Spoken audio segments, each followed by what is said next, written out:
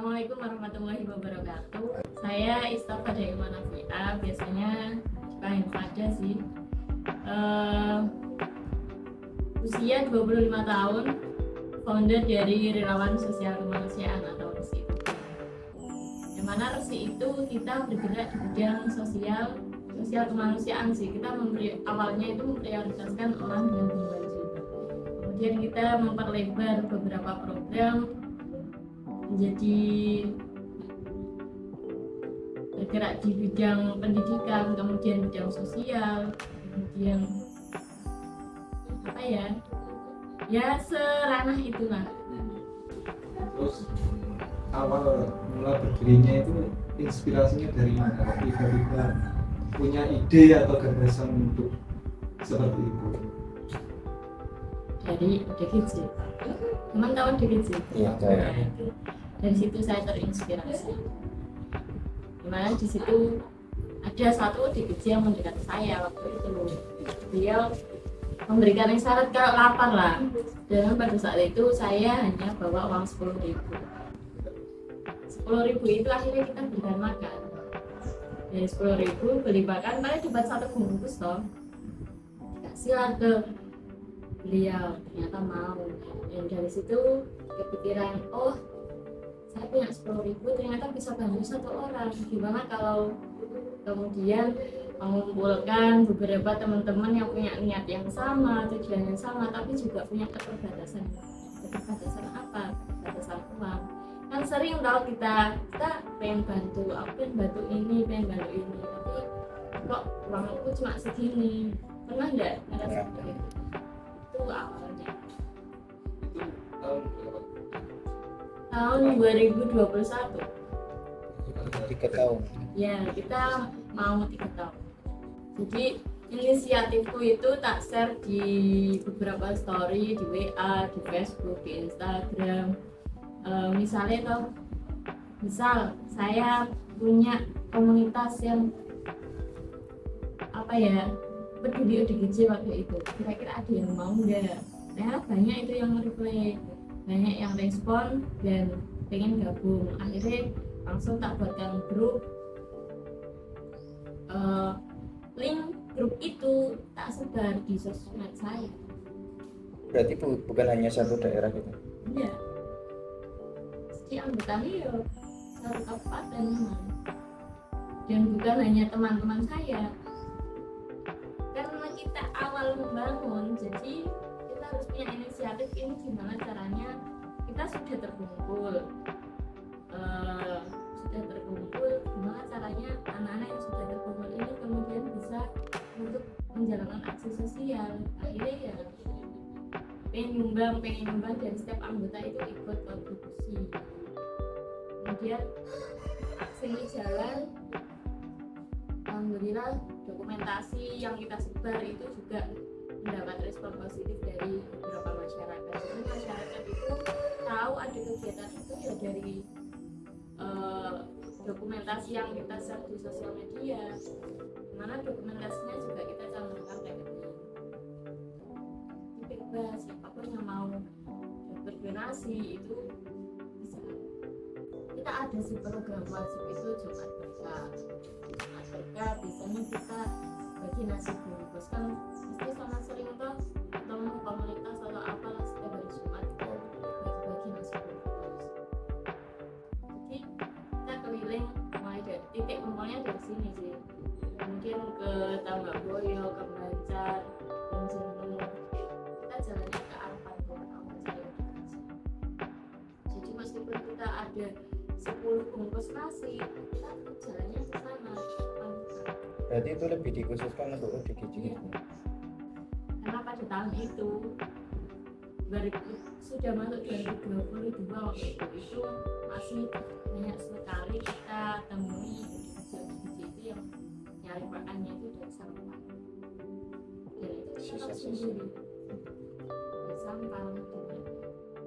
Ya, kita lebih ke panturanya sih, karena biasanya kita sering nemuin ODGJ itu banyak di Pantura. Kota ada, cuma beberapa aja, karena mereka kan tidak menetap di satu tempat gitu loh. Kadang mereka jalan banyak program yang lain seperti wakaf Al-Quran, kemudian ada santunan yatim piatu, ada santunan duafa, kemudian sharing-sharing sama anak jalanan itu kita ada.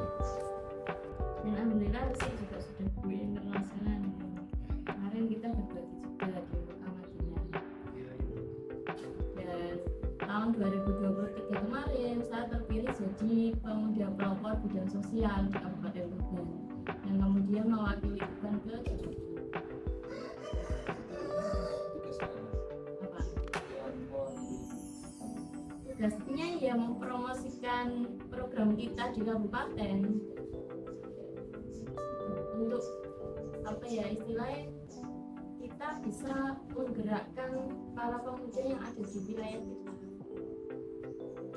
Terus ada nggak Pak, apa komunitas lain yang serupa? Sebenarnya banyak sih Mas yang banyak sekali loh Saya komunitas. kerjasama dengan komunitas ini. Banyak.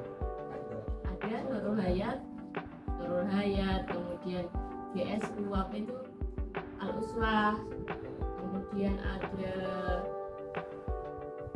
Mas Kemal itu Tuban Kreatif Hub. Ini kok kita terus apa ya banyak Mas.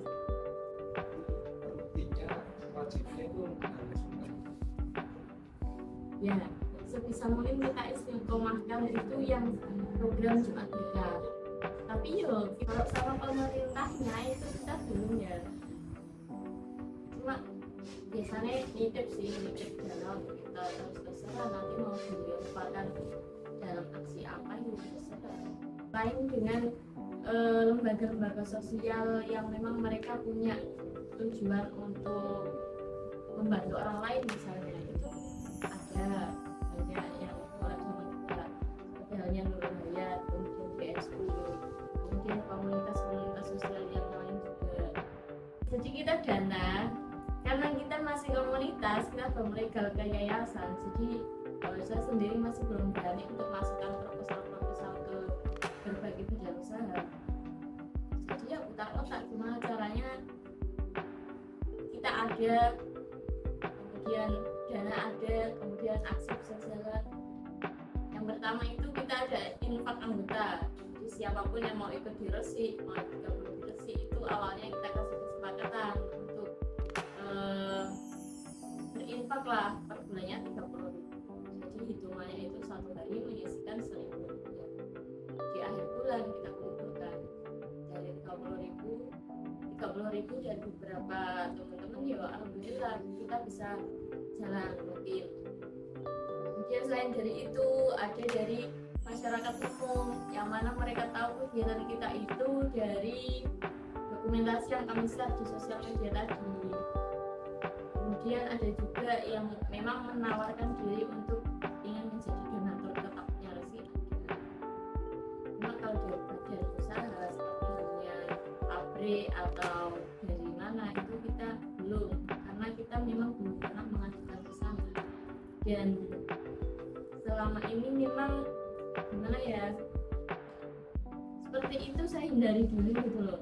Kita pengen coba belajar itu mendirikan suatu organisasi yang mandiri, karena tanpa ada misal tidak ada suplaian dari orang lain, tidak ada suplaian dari pihak luar, itu dari organisasinya sendiri itu tetap bisa jalan. Kita juga ada usaha jualan kaosnya Resi itu kita ada. Kemudian karena kita biasanya kirim sembako ke beberapa orang yang tidak mampu, akhirnya kita punya beras kemasan, kita kemas sendiri. Nah, beras itu biasanya juga dibeli oleh masyarakat luar.